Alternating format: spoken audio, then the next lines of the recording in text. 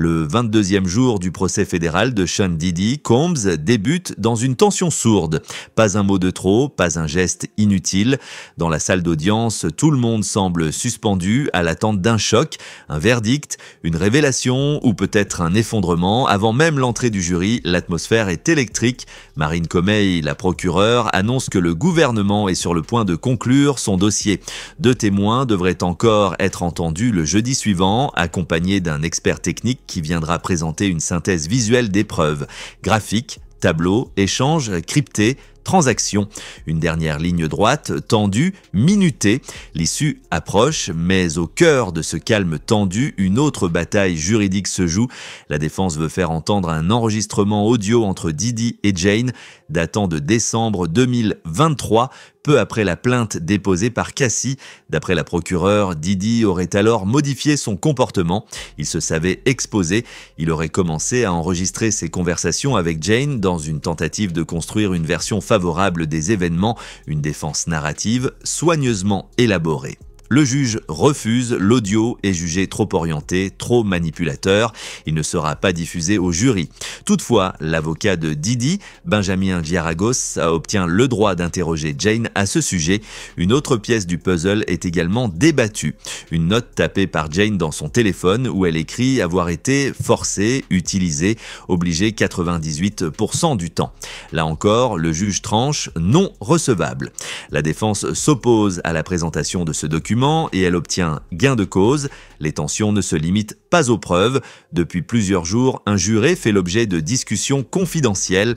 La rumeur enfle, serait-il écarté? Quel incident l'a visé? Aucune information ne filtre. Et ce matin-là, un fait inhabituel accroît le malaise. Le juge, les avocats principaux et l'avocate de Jane quittent tous la salle pour un huis clos imprévu. Leur absence dure. Lorsqu'ils reviennent, le silence est total. Personne ne sait ce qui a été dit. Personne ne comprend pourquoi l'avocate de Jane était présente. Dans le box, Diddy parle rapidement à ses avocats. Il compte sur ses doigts, formule une stratégie, visiblement nerveux. À ses côtés, sa sœur Keisha observe sans un mot, témoin d'une tempête qui semble échapper à tout contrôle. Le jury n'est toujours pas entré, 1h30 de retard et déjà le procès semble au bord du chaos. Pour rompre la tension, Mark Anifilo, avocat de la défense, se lève soudain et imite la pose d'Usain Bolt, bras tendus en diagonale. Un éclat de rire fuse dans son camp, même Diddy esquisse un sourire. Quelques secondes de répit, mais l'inquiétude revient aussitôt. Le technicien audiovisuel du tribunal entre dans la salle. Il installe des casques spéciaux sans donner la moindre explication. Les spéculations vont bon train. Va-t-on faire écouter des audios uniquement au jury? L'inquiétude monte dans les rangs du public. Puis, autre surprise, Anifilo demande à inscrire officiellement une objection dans le dossier à propos d'une décision prise lors du huis clos, une décision qui n'a jamais été rendue publique. Le juge lui propose alors une alternative. « Souhaitez-vous qu'on vide la salle pour en discuter ouvertement ?» Anifilo refuse. Il défend le principe d'un procès public, visible, transparent. C'est ainsi que d'autres victimes ou témoins peuvent trouver le courage de parler, plaide-t-il. Mais cette volonté de transparence cache une stratégie, car la défense s'apprête à frapper fort, ramener Jane sur le devant de la scène et faire éclater un épisode que tout le monde attend, Las Vegas, janvier 2024. Le séjour avec un mystérieux rappeur, le procès entre dans une nouvelle phase. La parole va changer de nature, moins juridique, plus intime, plus dérangeante. La salle se fige, Jane est de retour à la barre et la défense s'accroche à un épisode qu'elle martèle depuis plusieurs jours, le voyage à Las Vegas, janvier 2024. Jane ne nie rien. Elle confirme avoir pris l'avion privé d'un rappeur très célèbre, proche de Diddy, pour se rendre à une fête organisée en l'honneur de la compagne de ce dernier. Le nom du rappeur, pourtant sur toutes les lèvres, reste confidentiel par décision du juge, mais ce que Jane décrit va bien au-delà d'un simple voyage. Cette nuit-là, emportée par l'ambiance, elle s'est partiellement dénudée devant plusieurs invités. Le rappeur lui aurait exprimé un intérêt à peine dissimulé et plus tard dans la soirée, le couple hôte lui demande si elle connaît quelqu'un partageant leur style de vie. Jane leur parle alors de Sly, un ami qu'elle juge sûr. Sans le savoir, elle vient d'ouvrir une porte qu'elle ne pourra plus refermer, car ce séjour, Diddy le découvrira plus tard. Et sa réaction sera d'une violence dévastatrice. Il ne s'agit pas seulement de jalousie, pour lui ce voyage représente une trahison publique. catastrophique, un affront, une humiliation. Tu es allé dans le freak-off d'un autre homme, tu m'as fait passer pour un idiot devant Paul. Ces phrases, Jane les cite. Et ce sont elles qui marquent le début de la descente. En février, Didi semble vouloir effacer le malaise. Il organise un dîner d'anniversaire pour Jane à Miami, un repas en 5 services, des cadeaux, des fleurs, une ambiance féerique. Pour Jane, c'est un moment suspendu.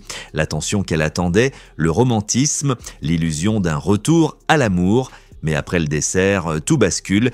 Didi lui propose une expérience. Il veut qu'elle se donne à un autre homme. Cette fois, Jane accepte parce qu'il lui a tout offert, parce qu'elle croit encore que céder, c'est aimer, qu'il faut donner pour continuer d'exister à ses yeux. Ce soir-là, elle comprend, ce ne sera jamais de l'amour, ce sera un échange, une affection sous contrat, son corps contre son appartenance. Puis vient la nuit du 18 juin 2024, la plus violente, la plus inoubliable. Tout commence par une soirée alcoolisée, 2 bouteilles de champagne Magnum, des shots de tequila. Jane évoque une femme vivant à Miami que Didi fréquente. Une fois encore, l'ombre d'une rivale. La dispute éclate. Jane explose. Elle l'insulte violemment, le traite de monstre, de dégueulasse et l'accuse de préférer les femmes beaucoup plus jeunes. Bien qu'adulte, l'autre femme est de 25 ans, sa cadette, et cela la ronge. Didi entre dans une rage incontrôlable. Jane se réfugie dans la chambre, verrouille la porte, il la défonce, elle fuit dans la salle de bain, il force encore, elle se précipite dans le placard, tente de se changer pour fuir plus facilement, elle n'a pas le temps d'ôter ses talons, il l'y retrouve, et tout s'enchaîne, il la frappe derrière la jambe, elle chute, il l'attrape à la gorge, la soulève, l'étouffe. Est-ce que vous avez dit au procureur que vous ne pouviez plus respirer ? Locke demande l'avocat. Jane répond calmement « Oui, je l'ai dit ». Elle filme plus tard ses blessures, envoie des vidéos, son visage est marqué, pas son cou. La défense s'en saisit. Jane explique, il ne l'a pas saisi avec les doigts, mais avec l'intérieur du bras.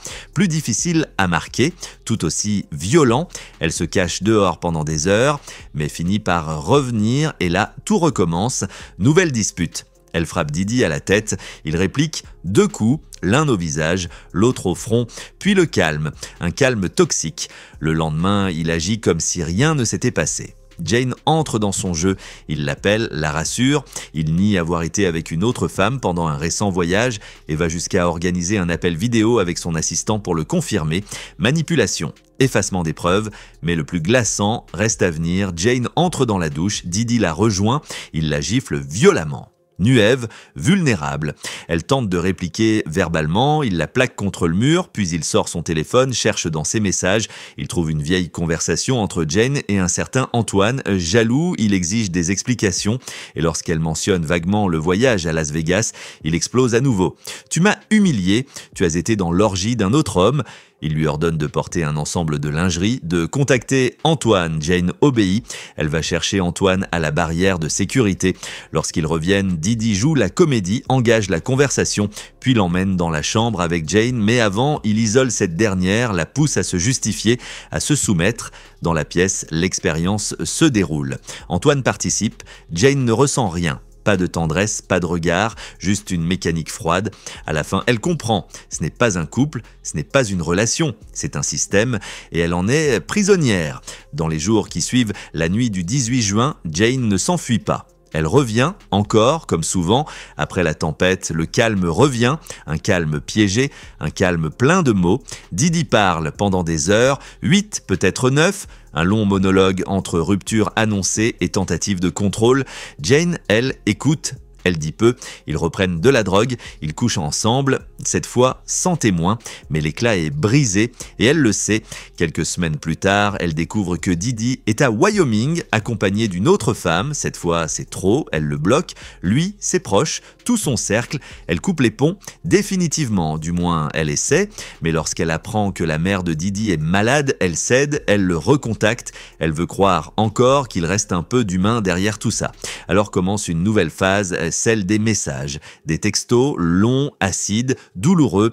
Jane écrit « J'ai perdu 3 ans de ma vie dans des chambres d'hôtel. Dis-moi au moins que tu comprends que ce n'était pas normal. Les autres ont des voyages, des avions privés. Moi, je n'ai même pas une photo postable de notre relation. Elle parle de tout ce qu'elle a donné, de ce qu'elle n'a jamais reçu, pas de visibilité, pas de reconnaissance, juste l'invisibilité, l'effacement. Je croyais que si je couchais plus souvent avec toi, si j'acceptais les hôtels, j'aurais enfin un vrai voyage. Mais ce voyage n'est jamais venu. Elle dit avoir acheté un téléviseur portable pour lui, un cadeau intime, pour qu'il puisse revoir leurs films, pour qu'il ne demande pas ça à d'autres. Un geste pour se protéger qui ne l'a que plus enchaîné. Quand on lui demande pourquoi elle acceptait encore, même après la rupture, de participer à ces soirées, elle répond simplement « tout ça, c'était du n'importe quoi, c'était vide, c'était sale ». Mais elle restait parce qu'elle espérait encore, elle espérait qu'un jour il la verrait vraiment. Non pas comme une actrice dans ses scénarios privés, mais comme une femme, une vraie. « J'ai joué un rôle », dit-elle, « j'ai mis un masque, j'ai fait semblant ». Elle souriait quand il fallait sourire, elle simulait quand il fallait simuler. Elle envoyait des messages positifs aux autres hommes pour ne pas qu'ils se sentent utilisés. Je ne voulais pas qu'ils aient mal, même si moi, j'étais brisé. Et puis cette phrase nue, glaçante, « Je ne suis pas un robot, je suis juste fatigué, affamé, endolori, vidé ». Ce n'est plus une déclaration, c'est une autopsie. La défense tente alors un dernier angle, l'argent. Elle veut démontrer que Jane a accepté tout cela contre du confort, des cadeaux, du luxe. Jane ne nie rien, elle explique, grâce à sa plateforme en ligne, elle gagne environ 10 000 $ par mois, parfois jusqu'à 50 000. Mais cet argent, dit-elle, lui sert à rattraper 3 années de vie sous emprise, 3 ans de silence acheté. Didi, de son côté, lui aurait versé 150 000 $ en 3 ans.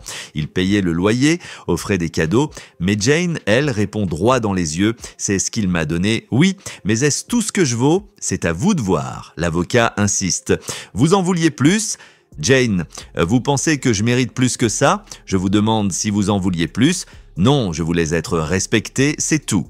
Puis la question finale, si on vous proposait de tout rendre, l'argent, les cadeaux, en échange de ne jamais avoir eu à coucher avec un autre homme à sa demande, vous le feriez ? Jane n'hésite pas, oui.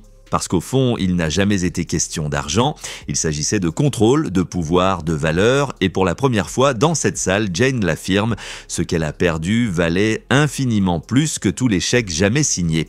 Alors qu'elle quitte enfin la barre, après des heures de témoignages, elle prononce ces mots simples, « Il m'a giflé, il m'a frappé ».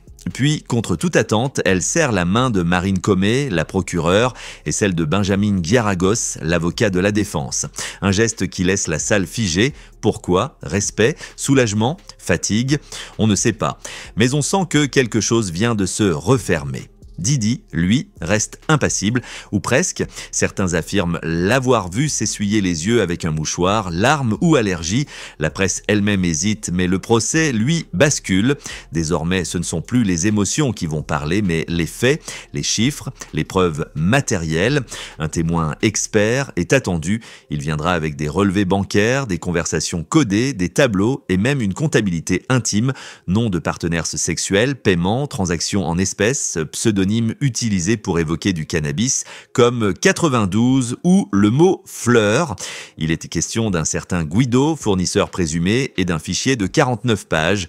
Le juge reste prudent, il demande une base légale claire avant de les admettre, et un autre nom émerge, Gina, identifiée comme victime numéro 3.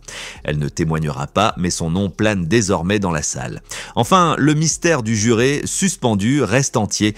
Aucune décision n'a été annoncée, mais la suite s'annonce explosive. Car cette fois, ce ne seront plus des larmes, ce seront des preuves. Et parfois, dans un procès comme celui-ci, un simple tableau peut faire plus de bruit qu'un cri.